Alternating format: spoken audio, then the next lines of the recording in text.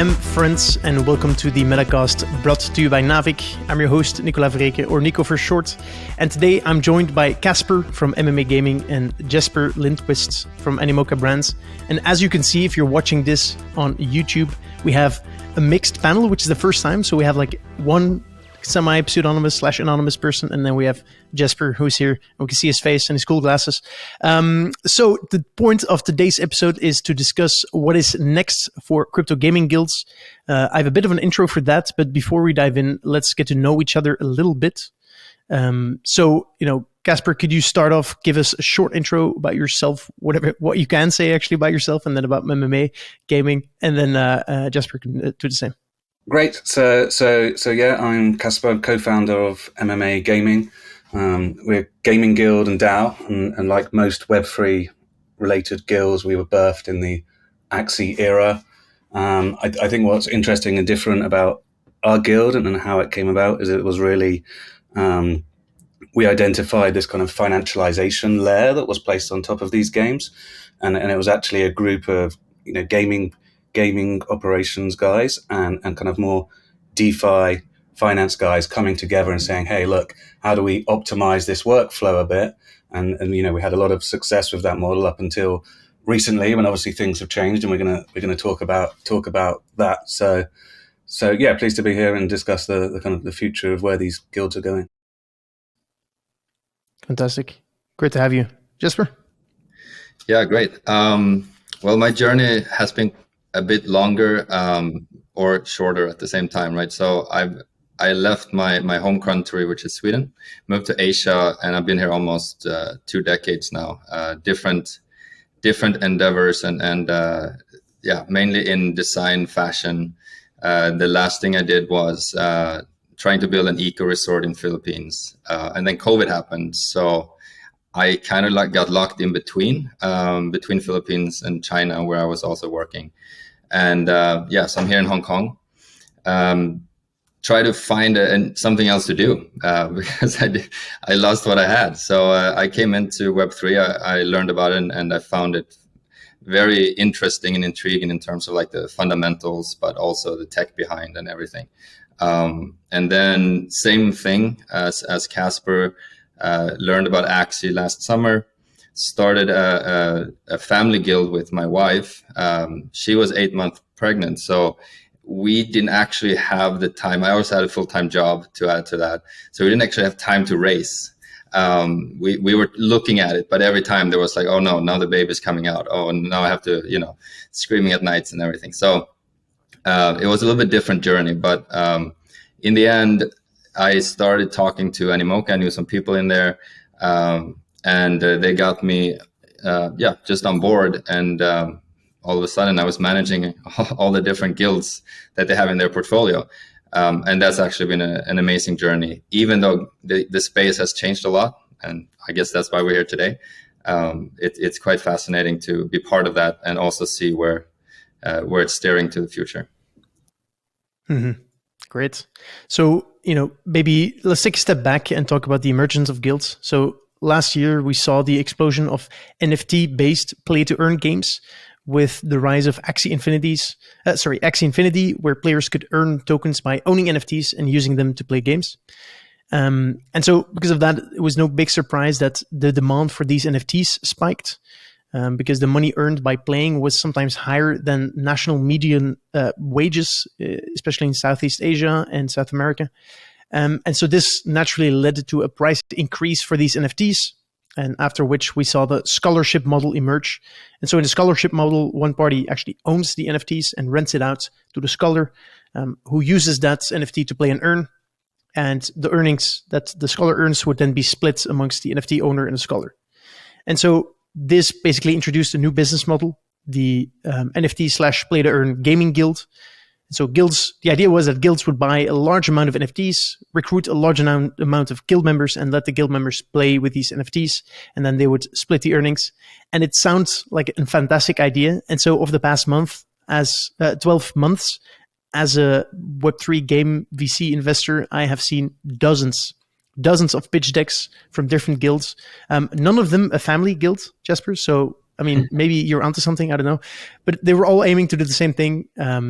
to buy assets, so fundraise, buy assets, and rent them out to their scholars or their guild members that would then play, and then they would earn money from there. However, we're about a year after the Axie boom now, in the first months of a crypto bear market, and the play and earn or play to earn earnings have gone down the drain. And now it seems that most people in the space realize that it won't be that simple to earn money by just playing a game.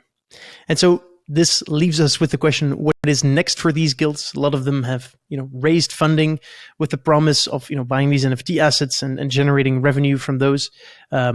But it seems like those revenues have gone down. So what do you do now? If you have a stable of these NFTs, what's best to do with them?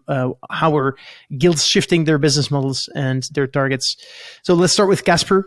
Casper, could you please go a bit deeper into MMA gaming and what you were doing initially, what the plans were, and then how that has evolved over the past months? Yes, sure.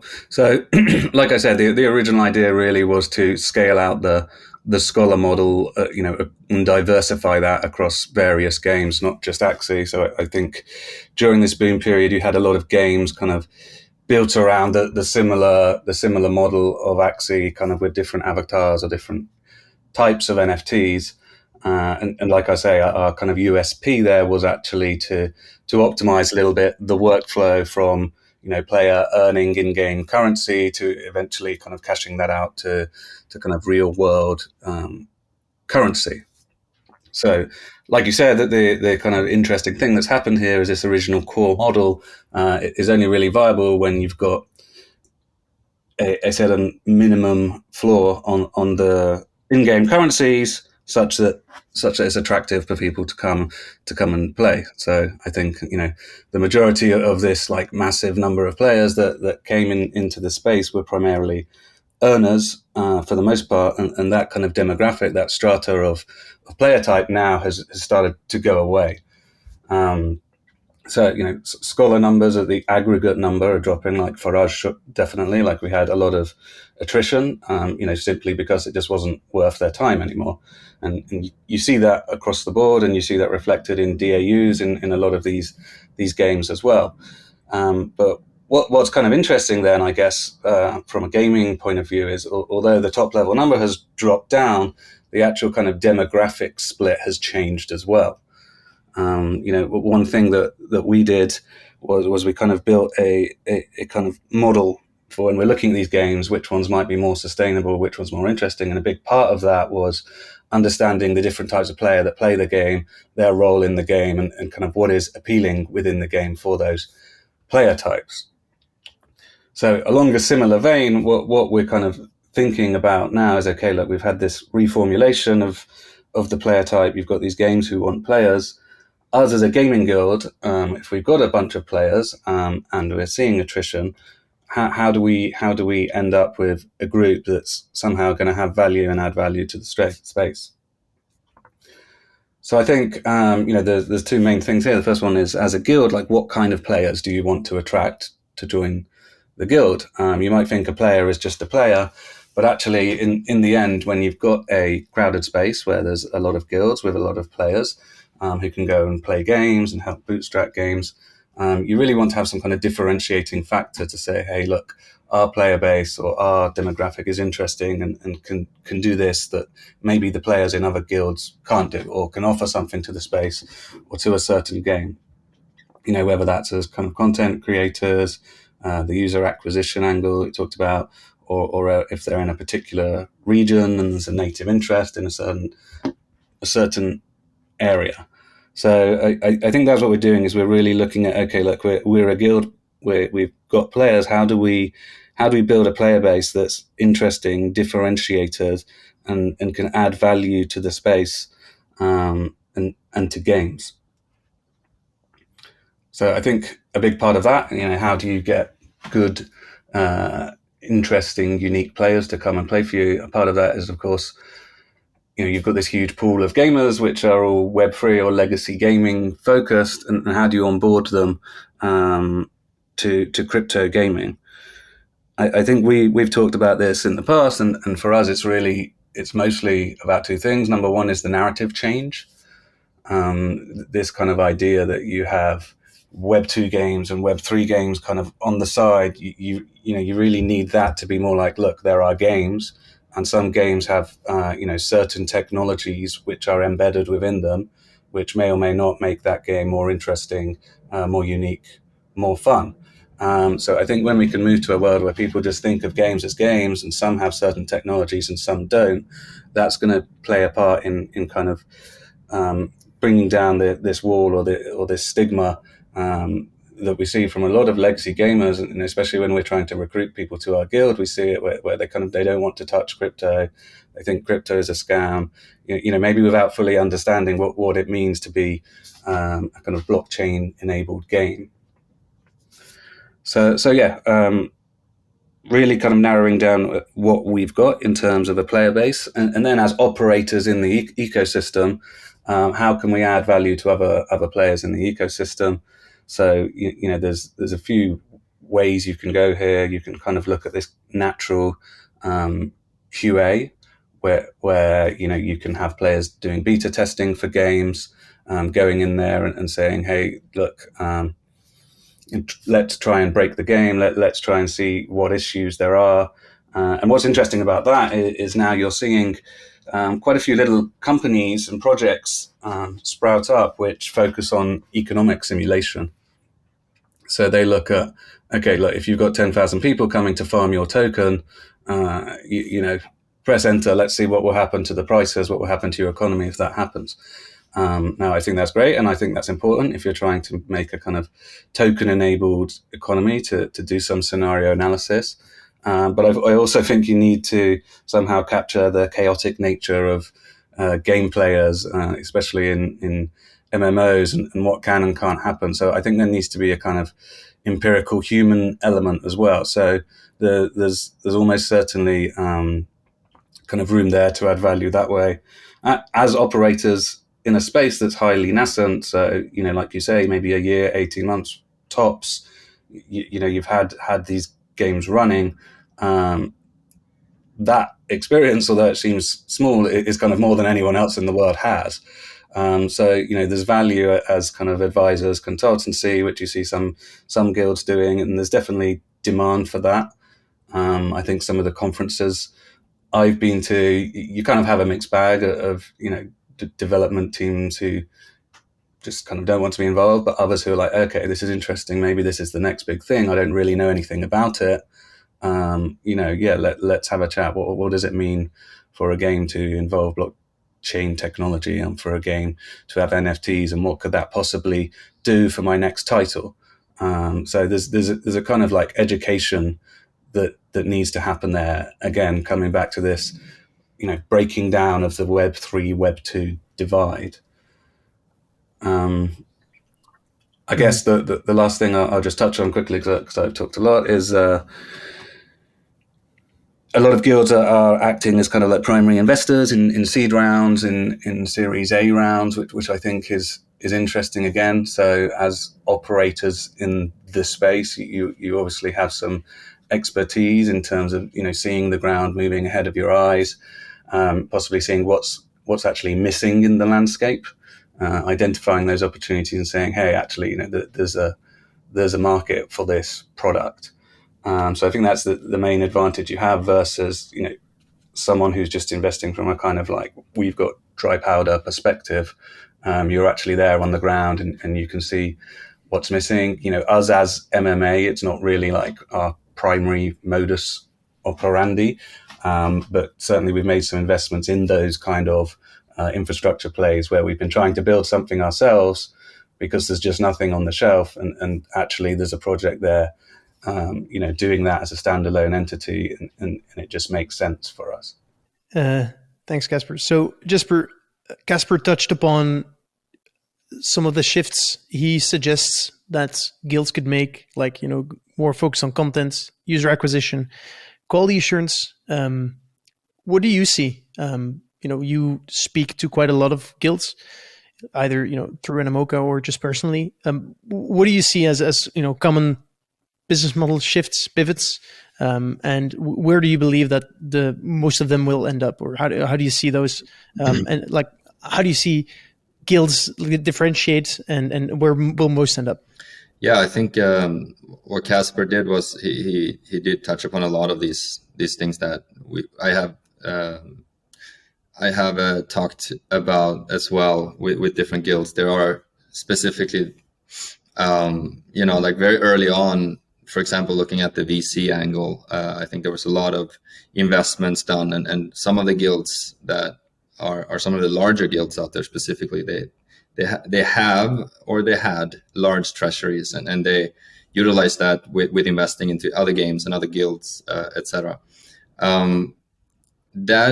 That works to a certain extent, but the problem has been there is that since the whole space has kind of come down, it's hard for them then to exit and get any money out of that, and then that probably will be good in 3 years from now, but it's hard for them to utilize that treasury now when they might actually need it going into a bear market, and they might need to build and bootstrap for we don't know, 18 months, 36 months. So that's one of the angles that the guilds has taken, and I would also argue then, are they a guild if they are a VC? Like they technically can be both, but the focus, I would say, has never been on the scholars. It's been more on the VC side once the money start rolling in. We have guilds. We have an interesting guild over in the US, which basically focus everything on the investment, but they get really great deal flow based on them being a massive esports and streaming company down in Latin America, and so they get a lot better deal flows, a lot better deals, and they offer those kind of services then as a payment. And I think that's a great approach because you get the high quality products coming to you. It's been hard, obviously. I mean, everybody was running so fast during the metaverse. It's almost like a small bubble, right? During that bubble last fall, that investments were probably done too fast with not enough DD, and we have seen that now in a lot of products as well. So yeah, so I don't know. Right now, I think that those guilds are much less active in burning through that treasury. I've heard that they're more or less offering advisory, which is not bad. We need great advisors who understands the space to actually provide good wisdom to these different games that are building or infrastructure, what it might be. So I think there's still value there. And then the other part, definitely. Offering services to games, whatever those services might be. It could be user acquisition, it could be marketing, it could be game testing. All of that is also part of, some of the guilds have looked in that direction, and some of them are mixing that with other solutions as well. I think everyone the last 6 months have either pivoted very early, or they're still in that transition, becoming something where they actually have revenue models. But because I think that's what the biggest difference is. The only revenue model guilds had back in October last year was revenue share, and that wasn't working. So they really have a lot of issues. Now, the very early on, almost all guilds, and I'm not sure about MMA, but all guilds that came in through Axie Infinity realized it's really hard to do payments. It's the biggest headache. It's slow. It's not automated. So a lot of them built out different tech to solve that. That meant that the natural step, as a second step, would be to have some sort of SaaS company coming out instead. So instead of being the guild as a service, it's a software as a service. So we have a multitude of these larger guilds that did get a lot of funding. They built a lot of tools, and therefore now launching different tools. Some of them mostly internally, but still, I would say most of them are external tools being built over time. And then we have guilds like a blockchain space over in Philippines, and I think Peter Ng was one of the first ones to actually identify that there's a lot of other value than just getting scholars to take some of the scholars' money in return. and he kind of built this guild aggregator. So he's looking at micro guilds and then guild sizes all the way up to the mega guilds, and everything in between. And in my case, I would say we almost had like 100 scholars, so we would be somewhere of a medium-sized guild or small guild, however you want to label it. But everybody felt and saw the same things happening. But then looking at all of these guilds, and I told him that he has a unique position because he has, first of all, connection with a lot of these guilds. He has aggregated data out of thousands of guilds that are smaller. This is a large potential in you can put them against each other, or you can collaborate with each other, and that way earn from different services and different things within Web3. And he's working on a few projects around that, I think. And then, we have the esports angle, obviously, which I think it's going to be more of an add-on to another type of service. It's not just going to be a guild that is an esports company. It's more of mostly run more of an added feature, where utilizing the streamers and the esports team as marketing for the guild, and then ultimately different games and something like that.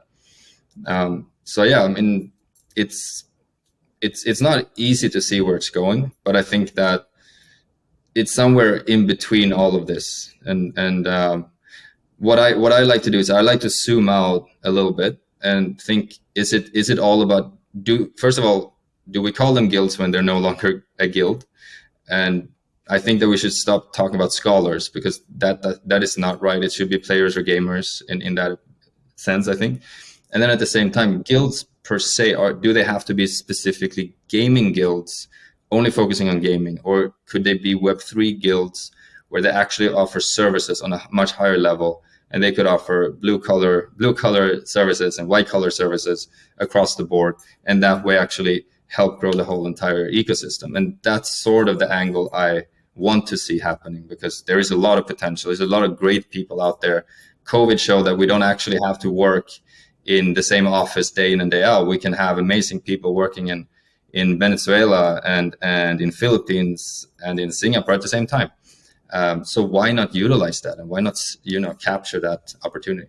Love that take. Really love that take. It's really interesting.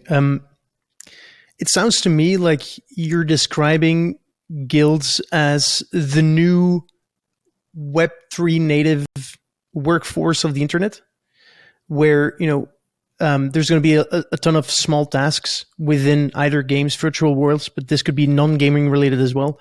And then you have, on the other hand, a large number of smaller groups of people with specific skill sets. And I want to double click on these skill sets later that could potentially fulfill the needs, of this new internet, of this Web3 enabled internet.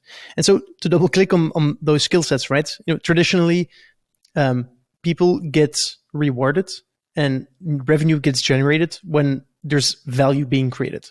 And this value is usually created by people with very specific niche skill sets.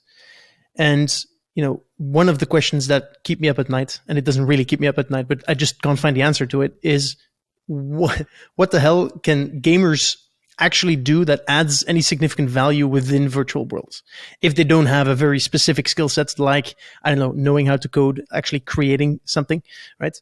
And so it seemed to me from the outside, and so I'm putting this out there, would love to have your feedback on it, that most of the guild members that joined these gaming guilds that were like, oh, please rent me an NFT, I'm going to play a game, earn some money with it, and then 80% of that money goes to me and then 20% to the guild, or whatever the split is, that these people usually are the ones that are lower skilled, right? Because of the opportunity cost, where if they had actually something better to do because they had a niche, very useful skill set, they would be earning way more money.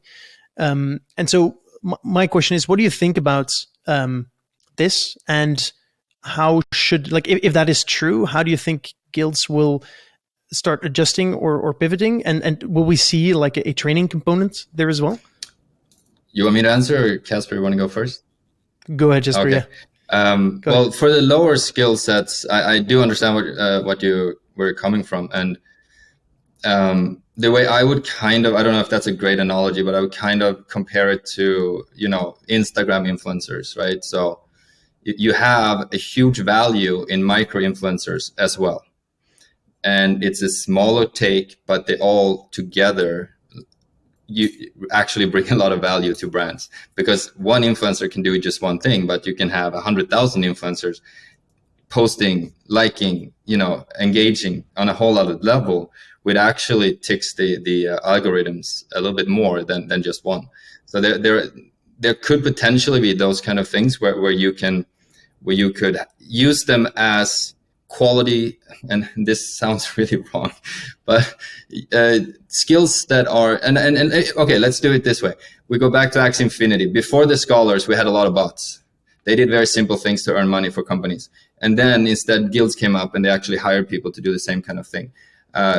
So quality bot work could be done as well, I think, for this same unskilled workers. It takes maybe half an hour per day, but they go in and they click and they subscribe and they comment.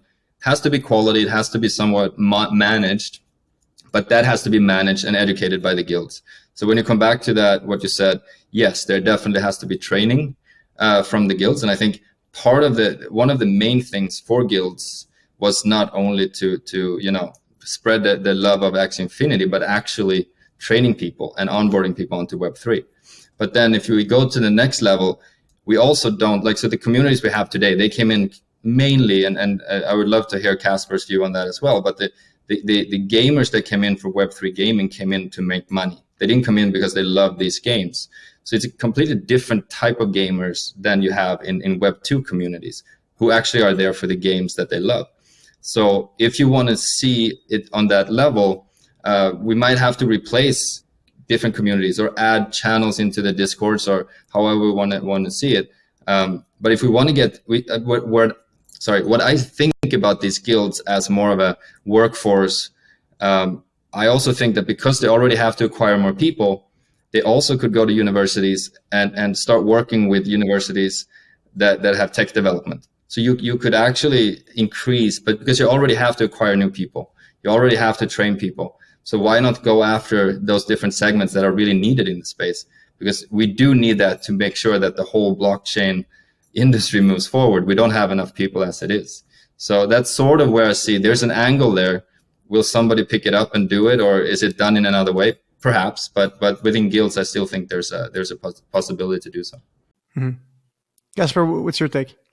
I think I got 2 points. So first, on the side for guilds who are really shifting the dial from low skill scholars to kind of high skill players, kind of going from that grind end to closer to the esports end. I think the biggest value is really what we've been talking about, where you can kind of identify problems with the game loops, with the mechanisms, and I guess this exists already to a degree as a kind of role in legacy gaming.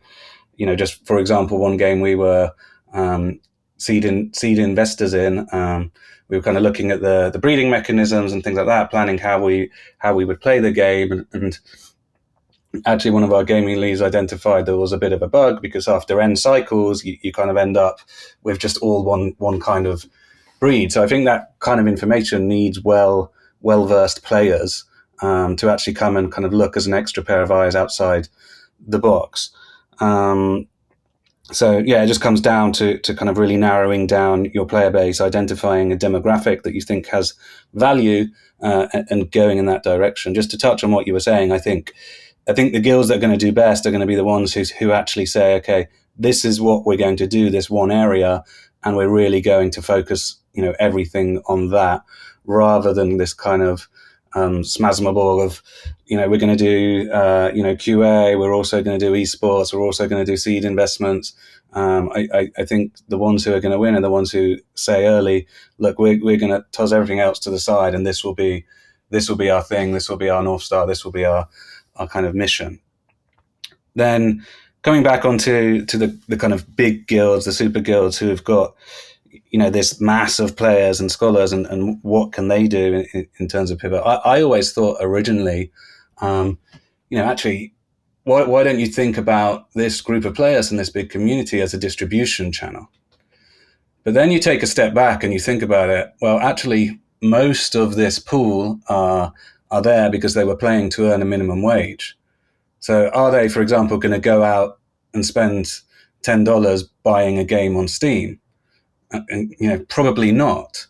So this is where like that idea may have had legs, but because of the demographic of the group, it probably doesn't work as well. So like you said, you have to look at it more as, okay, you've got this labor force, you can teach them, you can upskill them, and you can apply them to different creative things, which can be as attached or detached to Web3 gaming as you like. So yeah, I think those are my main thoughts on that. Yeah, I just want to touch. Are you okay? I just want to answer quickly on the multi approach. I think that the main reason we're seeing these, I mean, they're really smart people in this industry, and they're taking this approach of trying to do esports in all of these different areas, and I think they're doing that because they simply don't know which one is going to work. Right. And I think it's kind of just a proof of we are in a space that is running very quickly. There's a lot of development. And it's really hard to navigate. And I think they're just taking a lot of bets at the same time. And then hopefully they have built. Yeah, you want to be in the right place at the right time. Yeah. I mean, it's very difficult. It's not an easy space to be in. Yeah, totally. Jesper, you also mentioned that some of the bigger guilds are actually developing tools. Could you elaborate a bit on those? What kind of tools are you talking about, and who do they serve? Yeah, there's one guild that's building basically an SDK for games. To onboard players for payments, also helping with the blockchain integration and for lending. I mean, I think lending was the biggest thing if we look back 6 months ago. Then everybody wanted to build some sort of lending platform. We have actually at Animoca a really good company called reinvent that are working with a lot of these lending tools. They've been building SDKs and they've been building platforms and dashboards and all kinds of things, but it's all happening in the background. So we don't actually see exactly what they're doing. But they're really skilled in that area as well, on top of these guilds, right? So that's one angle to have as well. And then there's one guild that's building out almost like a package for everything. So you have, if you're a Web2 game, you come over, you want to do Web3, this toolkit is going to solve all your problems, no matter which blockchain, etc. So they have quite a large, grand ambition to do so, but just basically taking care of everything for a game to become more of a blockchain, blockchain game. And then on top of that, we have, it's how to say, like I don't want to say anything that's not good about these companies. It's just like the industry moves so quickly. So I think that there's been times where some of these entities have developed products that quickly are not so useful. And the problem as well for the whole space is that, one, it moves very quickly, but two, guilds are a layer on top of Web3 gaming. If Web3 gaming is not working, then how can they be Web3 guilds, right? Gaming guilds. Then that's also why we're seeing. Or a layer underneath. They always say layer zero is the community, right? Yeah, 100%. That's exactly it. So you take that away, you strip it away. So, and also, to be honest, I don't know your numbers over at MMA. I just seen some of the smaller guilds I've been speaking to. I don't know the numbers because nobody's really want to share this with me at our portfolio guilds. That actually, like, how many people are actually playing? There's obviously a lot less than before. How active are the communities? There is not a lot of engagement. So also to bring back guilds 2.0, we have to actually push new people in there. We have to get them engaged again. And how do we get them inspired? That's going to be another task that's for the future. Fascinating discussion. I personally have been seeing a lot of pitch decks from guilds that wanted investment. But I've also seen a few games that pitch to me that already have commitments or investments from guilds. Jesper, you've seen quite a few of them. Could you tell me what these investments usually looked like? Do you see a lot of mostly NFT investments? Do you see token investments, a combination of both? What do you see most of the time? In the beginning, I would say it was a lot, mainly mixture. So I think that you have like NFTs, you would have tokens, and you would have also advisory. Like those are the three that they usually leveraged. Going further, when everything went a little bit more shaky, it became more and more tokens. Before you can continue, sorry to interrupt you. What do you mean with advisory? So there's fungible tokens, the NFTs, and then advisory. Advisory is from the guild to the game, yeah. Or is it the other way around? To the guild, from the guild to the game, in terms of navigating the landscape there, because a lot of these games are also, because it was such a speculative surrounding. You could launch an NFT PFP project, and then you said you're going to have a AAA game the next month. Obviously, they didn't know exactly what they were doing. They needed some sort of help in terms of advising, how do we actually build a game, or how do we navigate this crypto investment industry. So all of these things together, there was a need, and there's still a lot of need for cross knowledge, I would say, and that was part of what a lot of the investors offered on top of just cash and what they were like aiming for. But like I said, so going further in, when I don't know exactly, but let's say February, March, it was a lot less NFTs, a lot more tokens, and then now I think it's now it's a very different market. And I don't know if you probably know more of that than me, Nico, as you're sitting there with Bitcraft. Mm-hmm.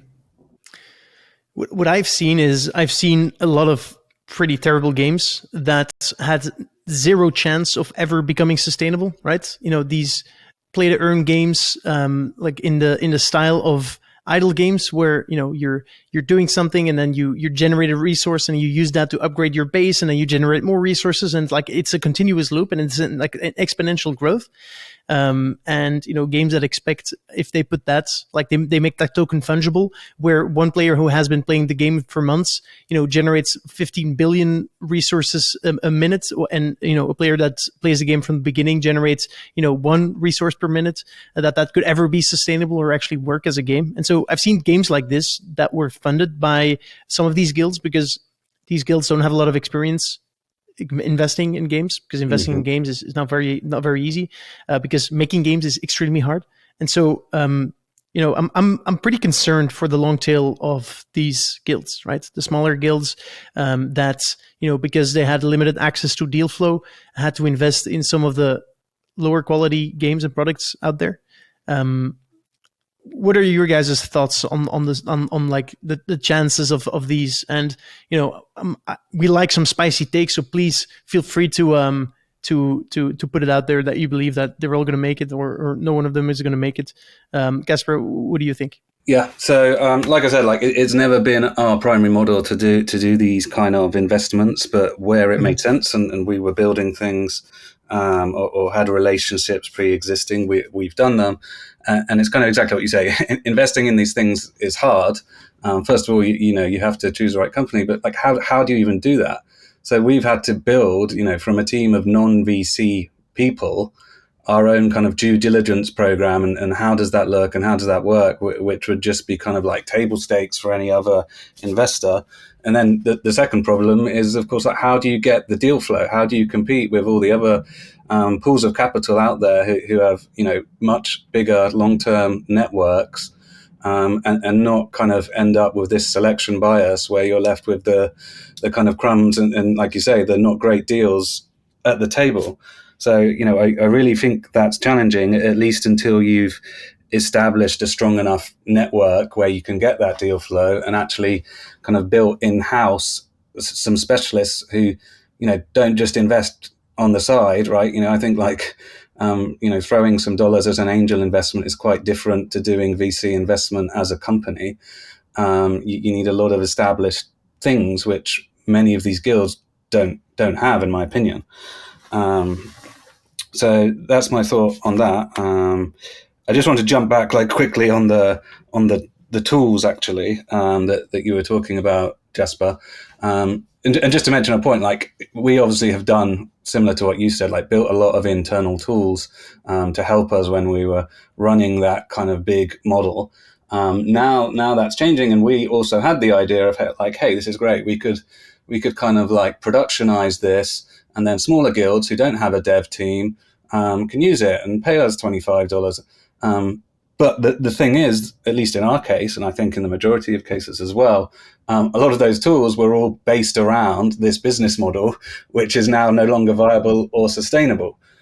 So you have the value of the tools as well as the value of the tokens and the NFT also degrading significantly. So for us, we're just going to say like, okay, that's fine, right? These tools we built, they served us at a point in time for doing what we were doing. Now we need to, change what we're doing and to pivot. And you just have to kind of say, look, okay, we're not going to go down the route of investing time and resources in productionizing this and kind of putting it out there because, the market is no longer there for this product.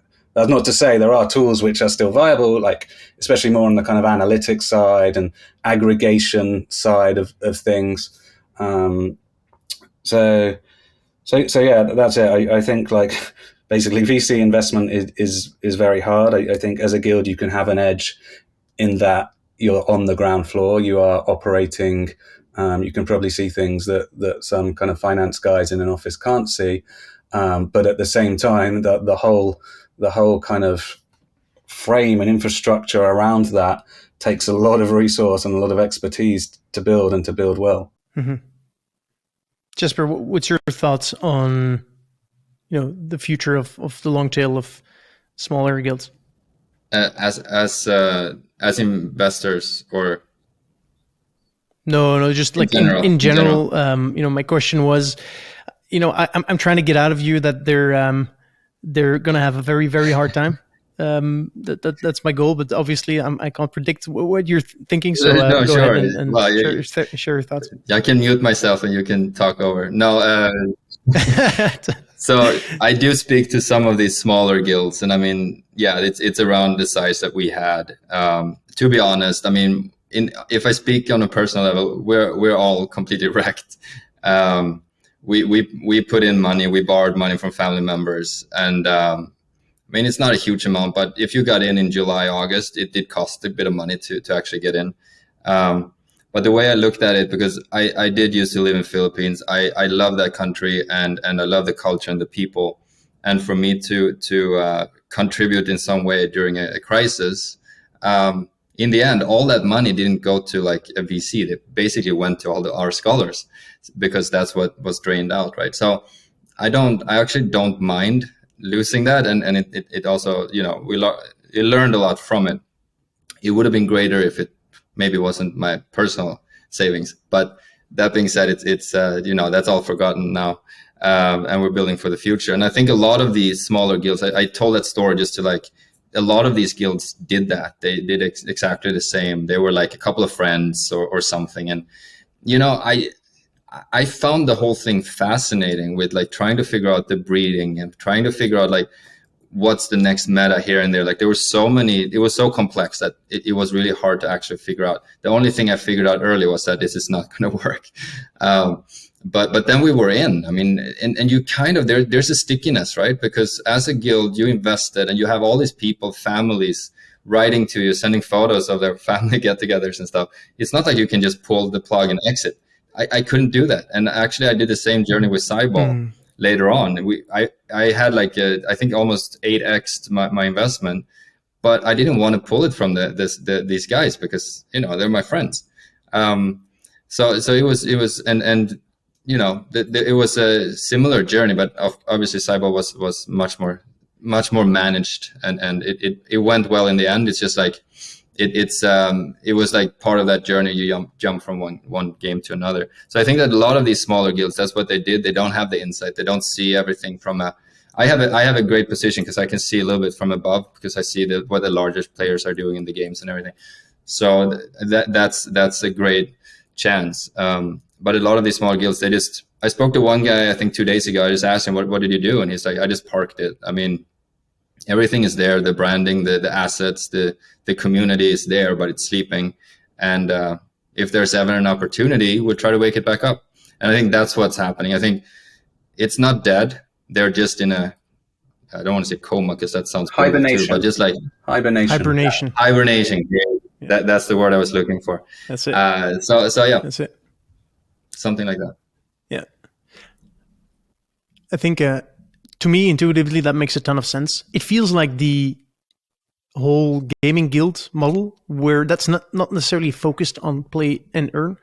It's not all about owning assets and then generating revenue from it, but more like, as we develop more immersive virtual worlds with assets that have, real tangible value and assets that, become increasingly rare or increasingly useful in different ways, the value of these assets goes up, and then, a single person might not be able to hold them. And so, I can see people coming together to own, for example, a spaceship that they can all use and fly and use to like explore planets and solar systems and stuff. And so it intuitively to me makes sense to group people together in a financial way once games get more and more financialized.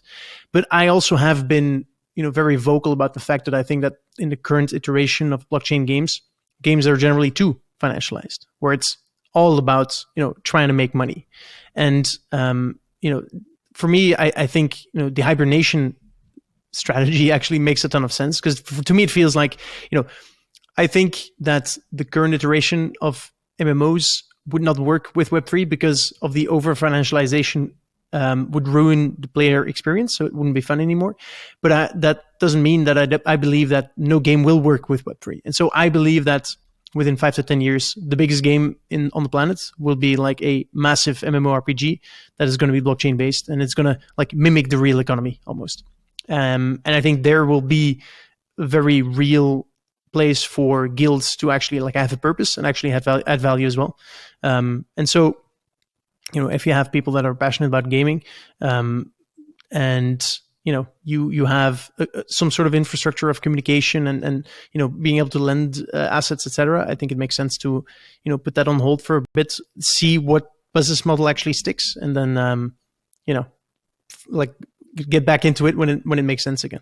Yeah, I think that's totally right and totally fair, and probably a lot of the people who are pivoting, they're ultimately pivoting to more capital light models, right? So even though they're not totally hibernating, they're still keeping dollars on the sidelines to kind of see, okay, where is the best place for me to channel this in the future.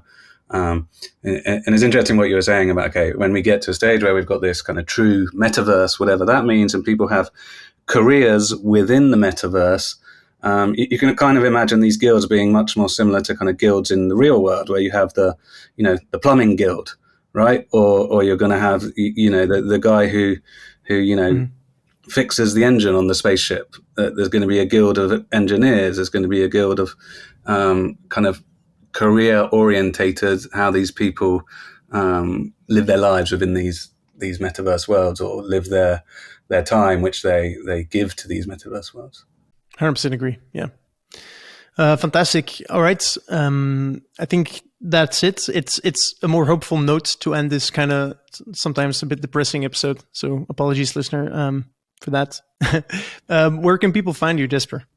I'm on Twitter, but not very active. I'm just starting off my online game, so maybe later in the future. Okay. But I do exist on Twitter, and as Lundquest.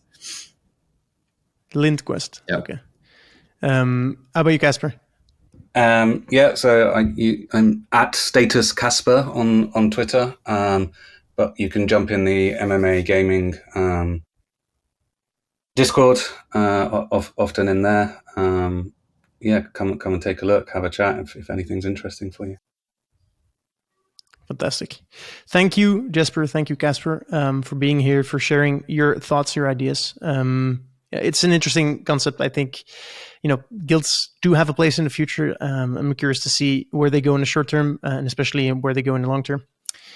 All right, listener, thank you so much for listening. If you made it here, feel free to, if you did like it, give us a thumbs up or 5 stars wherever you are. Subscribe if you haven't already. And then Naavik does some great newsletters, so you can subscribe there. And we also do some breakdowns, very in-depth breakdowns about free-to-play games, but also crypto games. And you can get a Naavik Pro subscription for that as well, if you'd like. And then, with that, we're out, and we look forward to speaking to you in the next episode. Cheers.